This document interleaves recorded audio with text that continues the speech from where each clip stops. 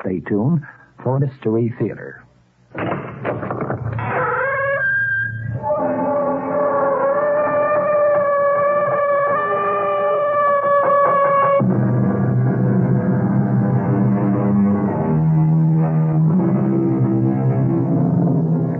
Come in. Welcome. I'm E.G. Marshall. This time I bring you not a horror story, not a mystery story, but a story that aficionados classify as the perfect crime. In other words, you see what our police friends call the perpetrator plan and execute what appears to be a perfect crime, one for which he will never be brought to book. And then you are kept in suspense, wondering or trying to figure out for yourself what little mistake he will make or has made that will nail him. Consider the case of Jennifer Palmer and her husband Nick, who framed her with murder. Our mystery drama, Frame Up, was written especially for the Mystery Theater by George Lothar and stars Mercedes McCambridge. It is sponsored in part by Anheuser-Busch Incorporated, Brewers of Budweiser, and Sign-Off, the sinus medicines. I'll be back shortly with Act One.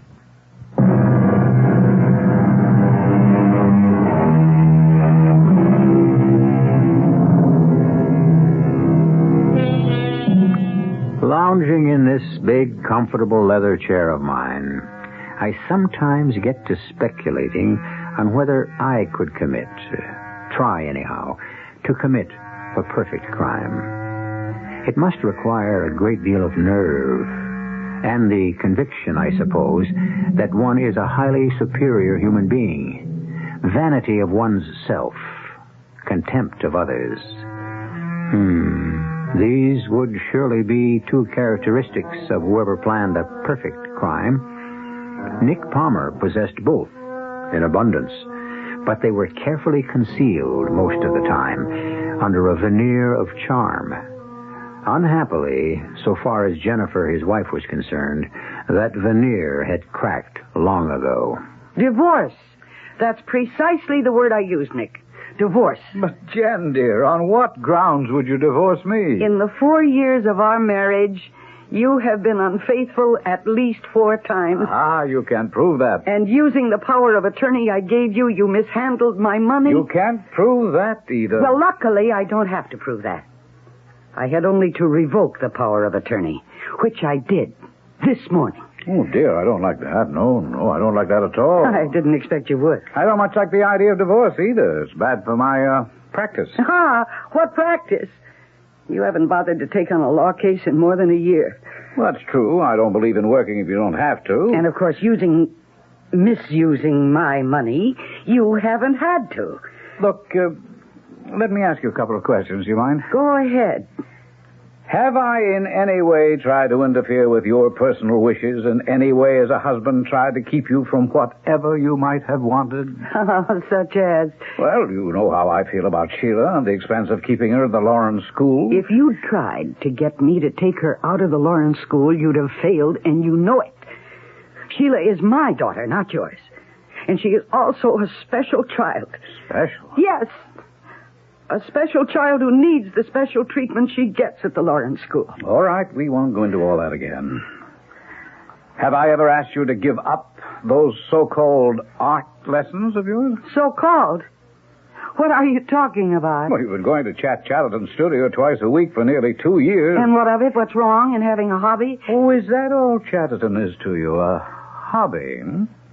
Chatterton is an old friend, and I'm very fond of him.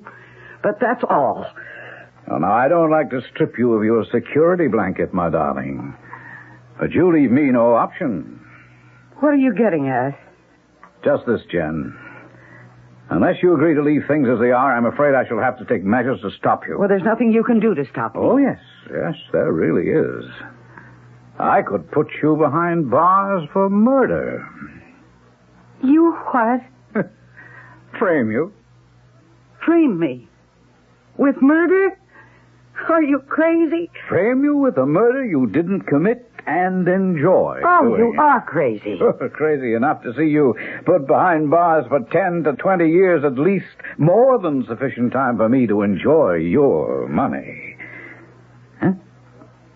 Now then, will you drop the divorce and reinstate the power of attorney? Of course not. And what's more, I want you to pack your bags and get out of this house at once. Oh, now, Jen, where would I go? I don't care where you go. All I know is I can't bear being in the same house with you. Well, in that case, shouldn't you be the one to leave? I like the house, and really, I like you, Jen. I don't mind being with you one little bit. You... Oh, very well. I'll leave. Anything to be rid of you. Goodbye. Not goodbye, my darling. Not yet.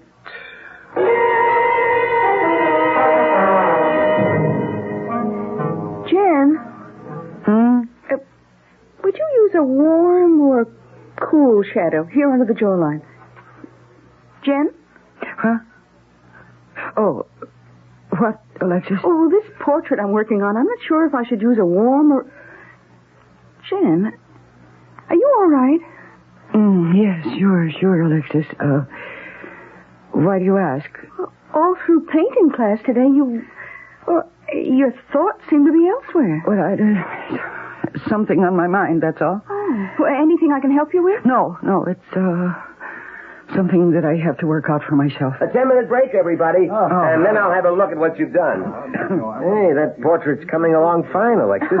Wish I could say the same for your still life, Jen. Oh, I wish I could too, Chad. Oh, well, she just hasn't been with it today. Yes, I sort of sense that. Alexis, do me a favor, will you? Oh, you have but to command, Master. Have everybody arrange their paintings along the wall so I can just walk by and look at them, huh? Master, I go. Care to talk about it? Chad, Nick threatened me this morning. Threatened you? To frame me with murder. Would you run through that again? To frame me for murder. You told him about divorcing him then? And revoking the power of attorney. And he said he... Well, he must be out of his mind. How could he frame you or anybody for murder? I don't know. But if anyone can, he can. Oh, come on now, Jen. No, I know him better than you do. He's brilliant. He's got a mind that... Honestly, sometimes it scares me. Well, he doesn't scare me. I'll take care of this little matter in short order. How, Chad? What can you do? I can go and see that creep husband of yours and make a few threats of my own. Palmer, Jen's going to get her divorce, and she's already revoked your power of attorney, and that's that. You give her any trouble, and I'll beat the living daylights out of Look, you. I assure you, unless she gives up all thought of divorce and reinstates the power of attorney I've enjoyed, well... Look, you dirty... You go ahead, hit me. I'd like nothing better. 6-2 against my 5-10. I could sue you for every penny you've got. If you've got anything worth suing for. Or are you just living on hopes? What do you mean? Jen's money. Once free of me, if she gets free, the field would be wide open for you, wouldn't it? Why, I could take... I warned you. So you did. Yeah. I was foolish not to take your warning. But you know, I think it'll be foolish of you not to take mine. Which is quite simply... stay out of this. I have no intention of staying out.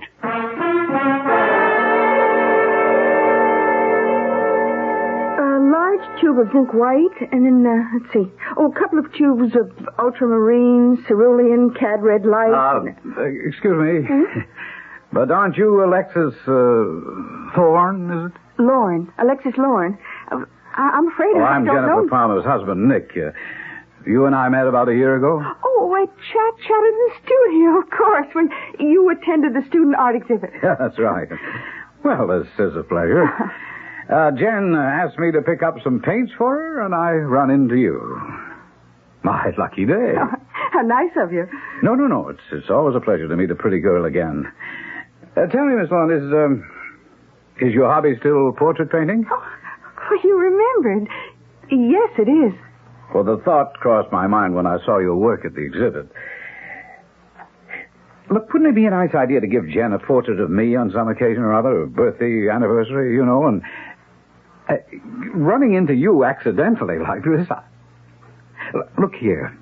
How would you like to do a portrait of me? Me? Yes, you see, we have a 5th wedding anniversary coming up in a month, and I'd like nothing better than to give Jen a portrait of myself. Oh, but I'm only an amateur, Mr. Palmer. What's that got to do with it?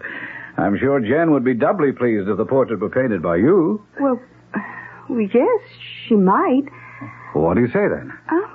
Well, all right, I'll do it. Good, that's swell. Oh, not a word to Jen, of course. Oh, of course not.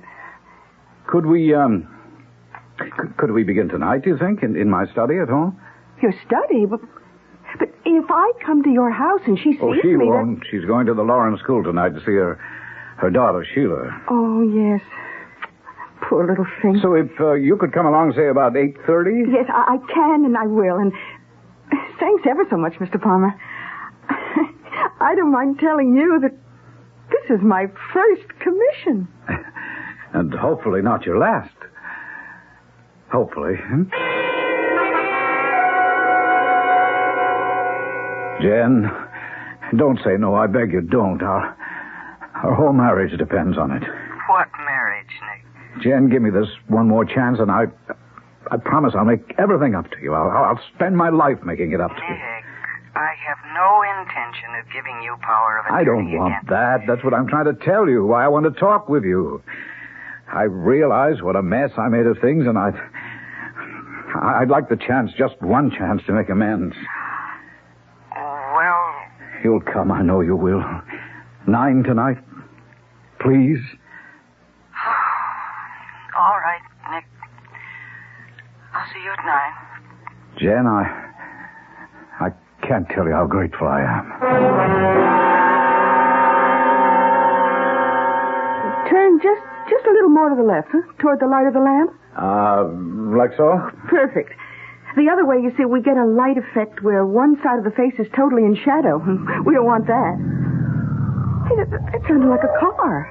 A car in your driveway. Yes, it is. Matter of fact, it's, Jen. Jen? Your wife? You know any other Jen? What is this?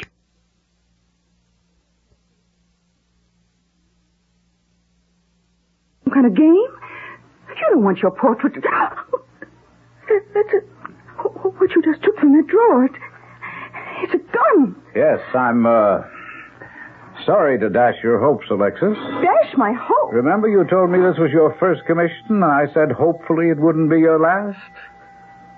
Sorry, dear, it is. Oh.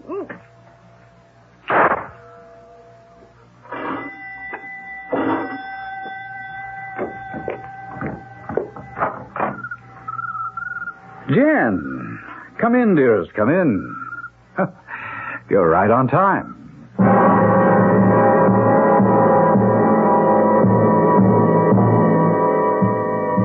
So Jennifer Palmer walks into a trap, and the trap is sprung.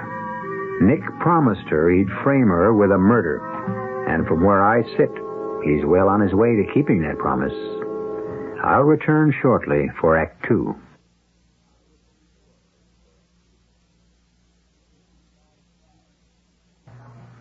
This is John Scott. Be sure to join me at 8 o'clock tonight for the latest news from the WOR New York newsroom.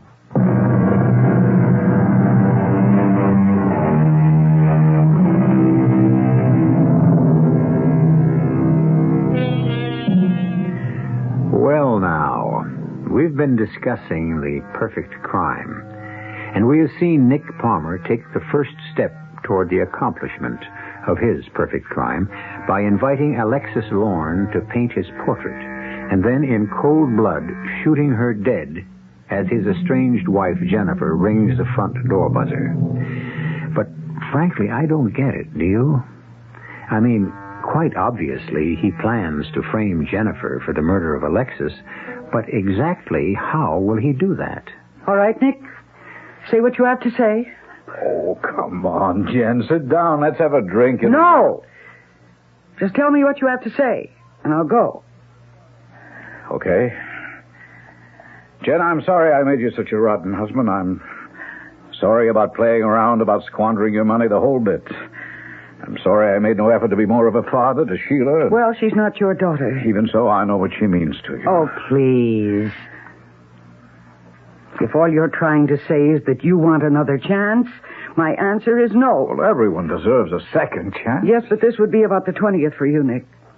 Good night. I can't live without you. You can scarcely expect me to No, believe it's that. the truth. I don't want to live without you. Refuse me one more chance and you might as well kill me. Oh, I think you'll survive. Now, let me show you I mean what I say. Nick, are you mad? Or will you put that gun down? Oh, no, I've got it pointed straight at my head, Jen. Now, tell me that you'll return to me, or I swear I'll pull this trigger. Say it. Say you'll take me back. Nick, I can't lie to you. Now, give me that gun. No, I'm going to kill myself. I'm going to kill myself. Kill... No, you're not. Now, give me the gun. That's better. I'm everything you say I am, Jen. I haven't even got the guts to shoot myself. Well, let's both be glad that you haven't. Even so, I'll keep this gun. Just in case.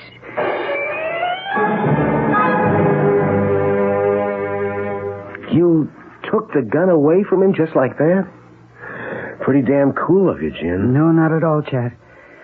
Nick had forgotten that he pulled this little scene once before. Only I fell for it that time. I wasn't falling for it again. He had no intention of killing himself, and I knew it. And why did you keep the gun? Well, just to play it safe, I guess, because you never know. You know, you really never know. That's true enough. Well, this is a great pleasure, you dropping by like this. I had to tell somebody. Sure you did. Oh, well, this is my night for unexpected visitors. Well, all right, I'm coming. Yes? I'm Detective Rice, police. My partner, Jim Andrews. Detectives? You Jennifer Palmer? Yes, I am. Hi, Mrs. Palmer. I hereby arrest you on suspicion of murder. Suspicion of... It's my duty to tell you that it's your right to refuse No, to... wait a minute. What in the world You are better stay out of this, bud. One thing more, Mrs. Palmer. Anything you say can be used in evidence against you. Okay, let's go. Yes, of course. But murder... Just a minute. Will you open your bag, please? It's my handbag, yes. Sure. This the gun you used? The gun Oh, no. No. Never mind. Just come along. No. No, I'll keep the handbag.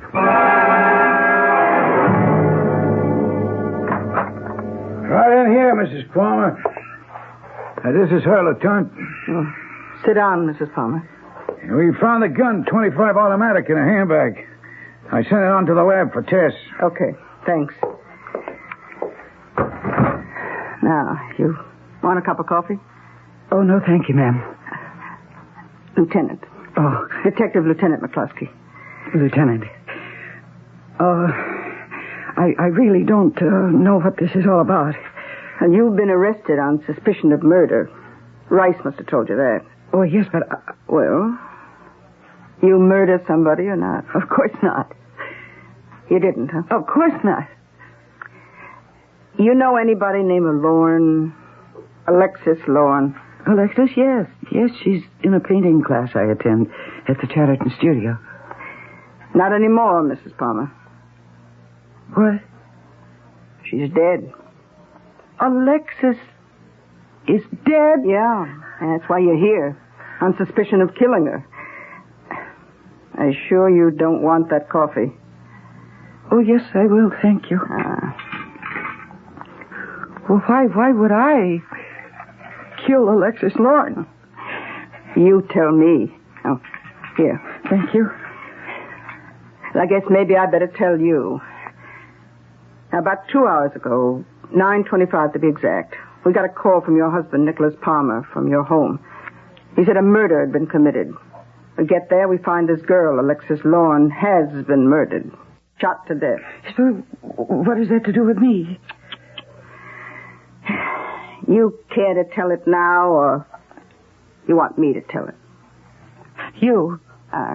Drink your coffee.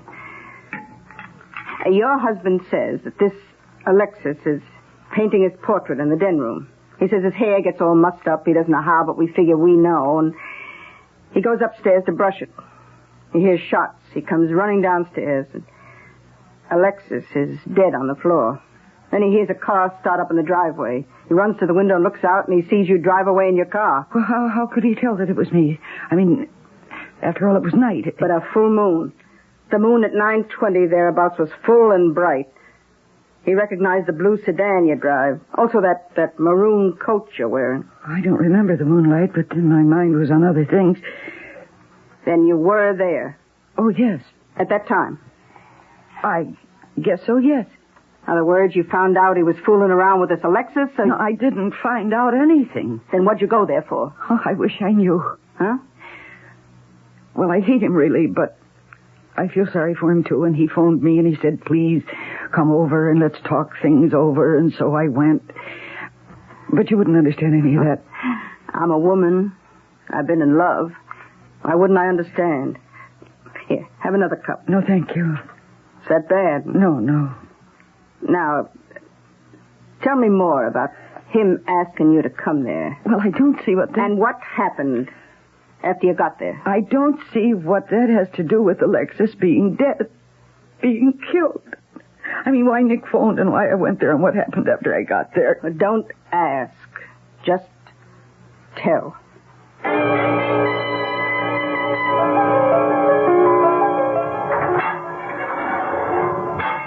Oh, Chad. Oh, how you doing, Jen? Oh, well, I'm doing.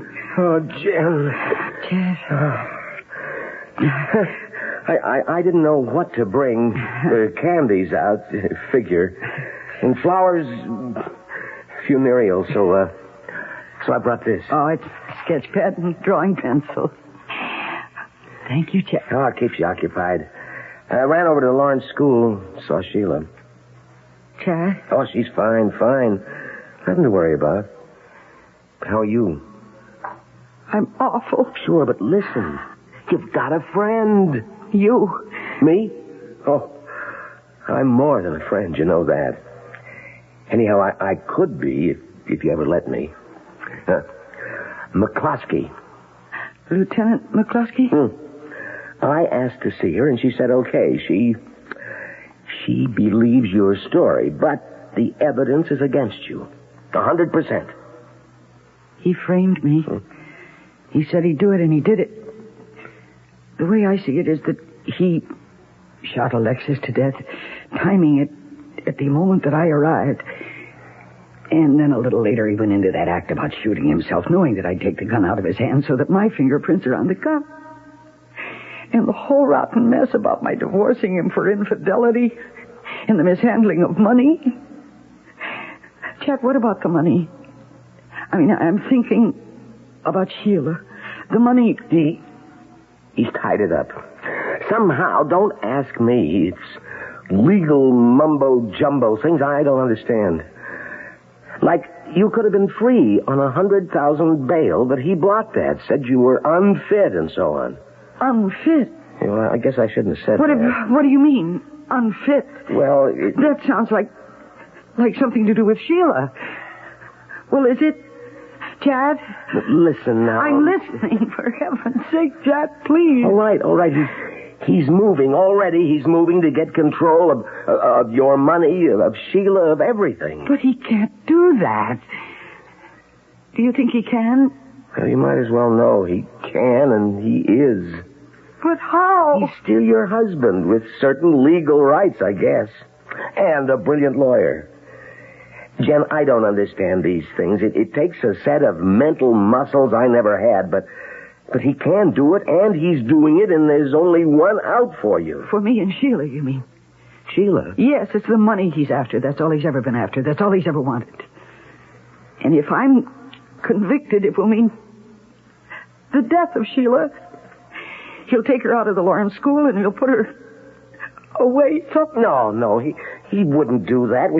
We'll never let him do that. How can we stop him? How? McCloskey, she says it's a matter of his word against yours. Plus the evidence against me. Well, yes, that too. Yes, that too. There are the prints, my prints on the gun. And the fact that I was divorcing him for playing around. His story that he was playing around with Alexis and that I heard about it and blew my stack. And I was there. And the coroner says she died approximately at the time I was there. Oh, Chad, he's framed me. He's framed me good. Unless we can prove he's lying. Something bugs me about his story. Huh? There's something that doesn't make sense, doesn't hang right. What? Oh, I don't know. If I knew, you wouldn't be sitting in this cell awaiting trial. But there's something. Well, I'm looking straight at it and I can't see it. But it's there. I know it's there. And if I can find it, see it, he'll be behind bars and you'll be free. And if you can't find it, Sheila's life and all the treatment that would have made her well again and all the future that lay before her until now, that will be all gone. Why do you look at me like that? All you want is what's best for Sheila. And all I want is what's best for you. That's because you love your daughter more than anything else in the world, and I... And you? Love you more than anything else in the world. Huh? Oh, well, whatever it is I'm looking at and can't see, whatever's staring me in the face that I can't find, I better see it. I better find it. Come now, what could be staring Chatterton in the face? What vital clue he can't see? If it's staring him in the face, it's staring us in the face, too. And I don't see a thing. Do you? I'll be back shortly with Act 3.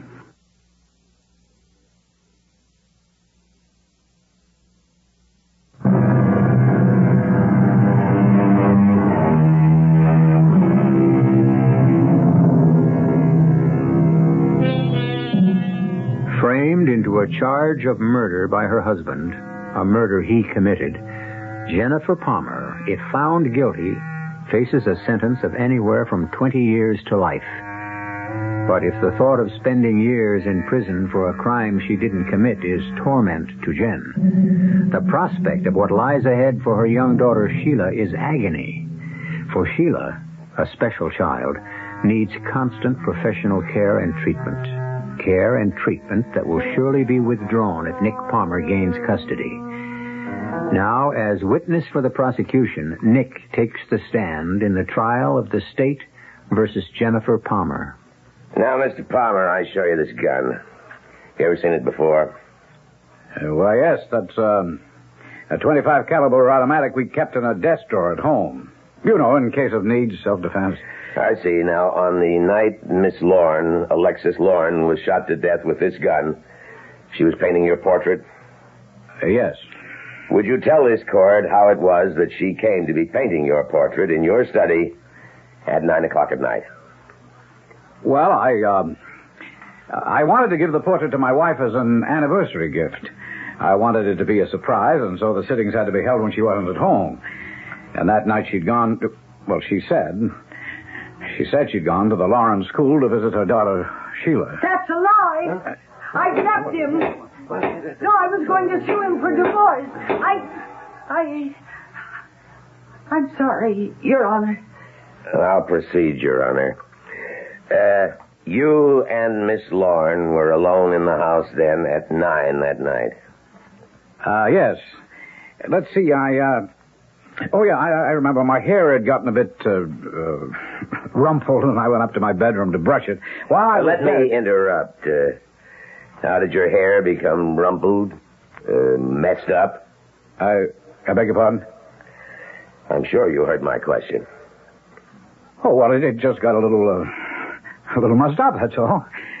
It hadn't got that way because of, shall we say, something that had gone on between you and Miss Lauren? Well, I don't know what you're getting at. What I'm getting at, Mr. Palmer, is this. The state contends that your wife killed Miss Lorne out of jealousy. And what I'm getting at is that she had grounds for jealousy. All right, if you mean was I fooling around with Alexis... That's exactly what I mean. Well, yes, I was. Thank you.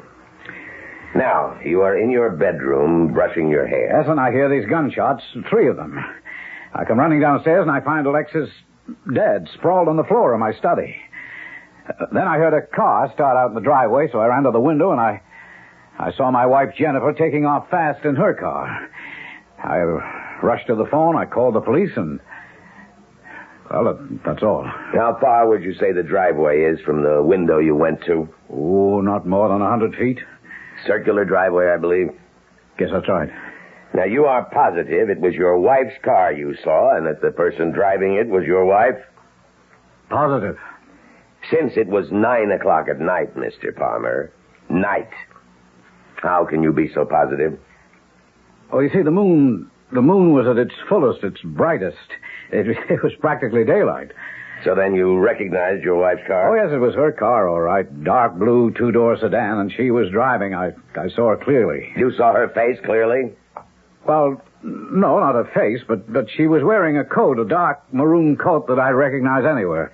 But then you cannot really swear it was your wife driving that car? I don't know who else would be driving her car and wearing her coat, do you? No, I don't. Thank you. No further questions. You're a witness. No, they can't. They can't do this. I've got to see Sheila. Now, Jen, I've got to Jen, before come they on send now, me try away. to quiet down. Take it easy. What is going to happen to Sheila when I'm not here anymore to see that she's properly cared for? You know what Nick's going to do just as soon as he can do it.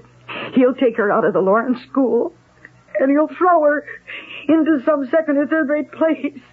He'll leave her there to rot. Please, I can't stand it. I can't stand it. I can't stand it. Case of hysterics. Lieutenant McCluskey. I heard Mrs. Palmer's leaving for upstate tomorrow. I thought I'd just drop by, wish her good luck. Nice of you. How would you like to buy me a cup of coffee? Later. Huh? Well, sure. Yeah, meet you outside then in 5-10 minutes. Oh, hey, come on now, Mrs. Palmer. Come on, let's sit up, huh? And dry the tears. And look, you don't want to go to pieces. There's always hope. Even when things look the worst, there's hope. Now look, tomorrow they'll be taking you up to women's prison. I can't bear the thought of it. You can, because you've got to. Now, Captain Greenberg up there, she's an old pal of mine. I've talked to her about you. She's going to do all she can to make things comfortable for you. Long as you keep your nose clean, you understand? Yes, I do. Now, you do as you're told when you're told to do it. And no hysterics or making scenes or like that. Okay? Okay, I'll try. You'll do it. How will I get to see my daughter when I'm up there? All those years, oh my God. All those years without me. What will she do? Please, I've got to see her on a regular basis somehow. And it's got to be arranged so that I can check on her and know that she's all right. Could that be arranged? Could it? Through proper channels. The warden's office. But you believe me now. Everything that can be done will be done.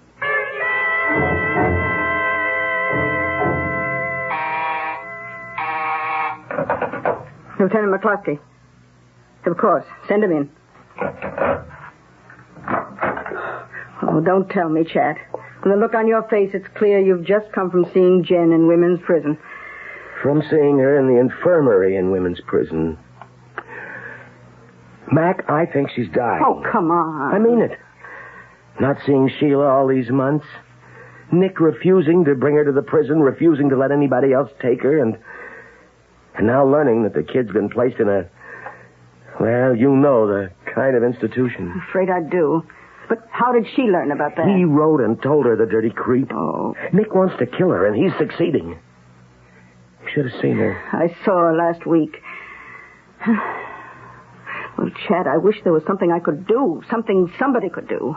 but there isn't. It was her story against his, but unfortunately for her, all the evidence was against her, even to the moonlight. Moonlight? Oh, it being a bright moonlit night. That didn't just happen, you know. Nick Palmer planned things that way. Planned everything for a night when there would be a full moon. Yeah. And tricked her into grabbing the gun away from him. Damn, if I could only... Only what, Chet? There's something, for months now, it's been gnawing at the back of my mind. Something. What kind of something? Something that's wrong with Nick Palmer's story. Something that doesn't fit.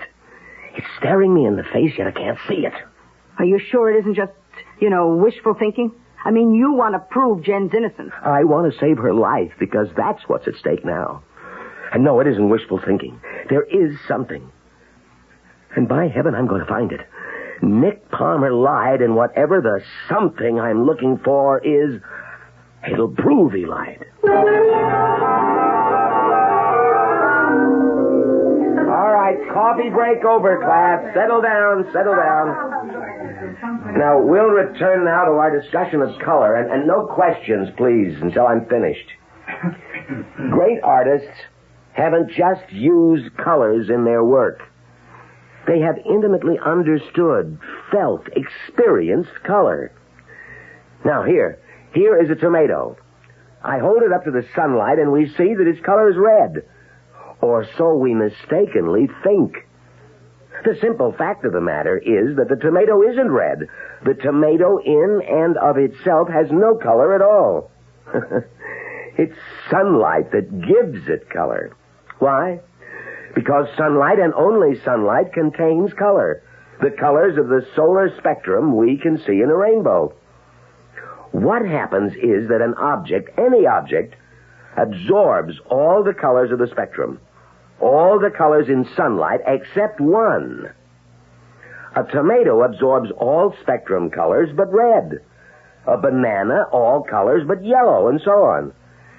In other words, without... Oh, good Lord. There it is. There it is.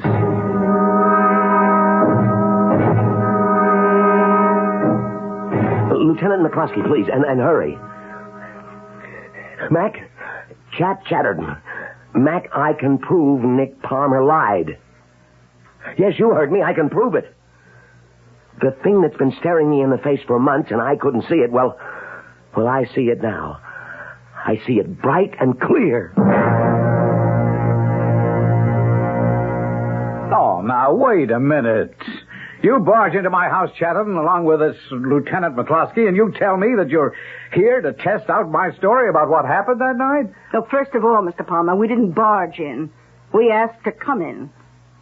Second of all, unless you've got something to hide, you'll go along with my request. Hide? Oh, what would I have to hide? The fact that you lied when you said you recognized your wife's car driving off out of that driveway out there, even noted the color of her coat, when the fact is you couldn't have recognized either. What are you talking about? It was a bright moonlight night. It was so bright it could have been daylight. Only it wasn't. Wasn't? It wasn't daylight. And there's a big difference between moonlight and daylight. Oh, moonlight. A very big difference. Moonlight, daylight, I saw what I saw. I saw Jen's two-door blue sedan and Jen at the wheel. All right, I didn't see her face, just her coat, a dark maroon coat. You're positive of that? Well, I swore it under oath, didn't I? Yes, you did. Now all I'm asking you to do is prove what you said was the truth. If you were telling the truth, you will. If you weren't, you won't. It's up to you, Mr. Palmer. Okay, what do you want me to do? Well, there's a full moon tonight.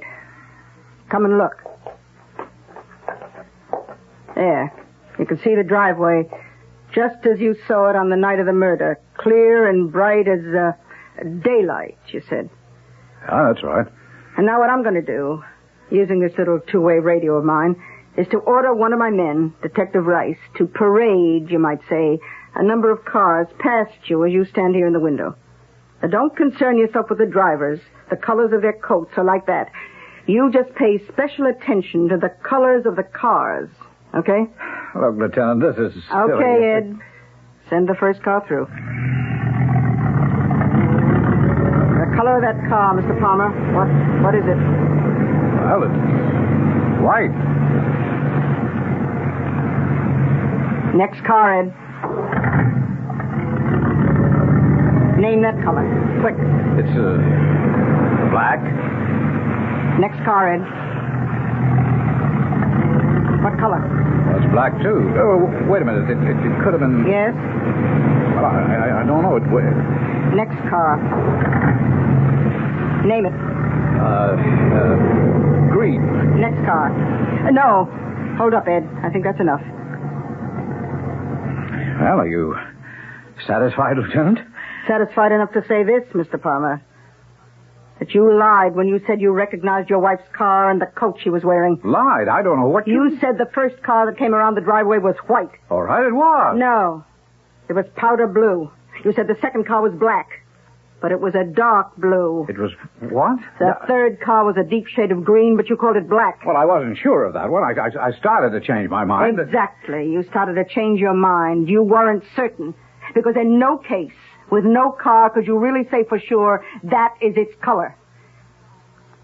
Mr. Palmer, you lied when you gave your first statement to the police, and lied under oath when you gave testimony in your wife's trial. There's more than enough evidence here to reopen this case. And what's more, Mr. Palmer, to open an inquiry into exactly why you lied.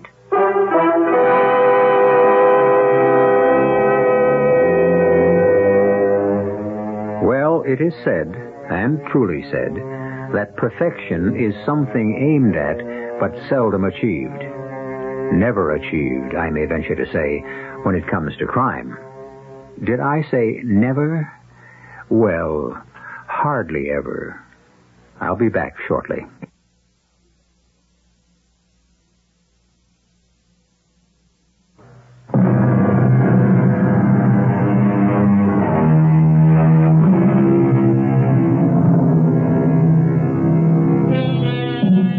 I'm sure you'll want to know that Jen was quickly released from women's prison and is today happily married to Jack Chatterton.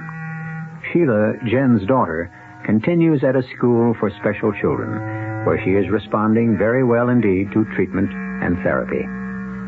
Our cast included Mercedes McCambridge, Leon Janney, Bryna Rayburn, and Ian Martin. The entire production was under the direction of Himan Brown. Radio Mystery Theater was sponsored in part by Sign-Off, the Sinus Medicines, and Anheuser-Busch Incorporated, Brewers of Budweiser. This is E.G. Marshall inviting you to return to our Mystery Theater for another adventure in the macabre. Until next time, pleasant dreams.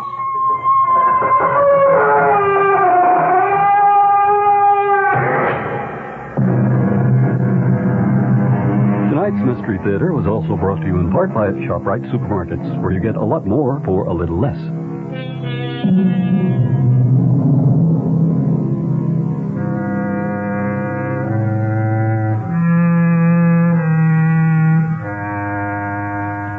The preceding program was furnished by CBS Radio.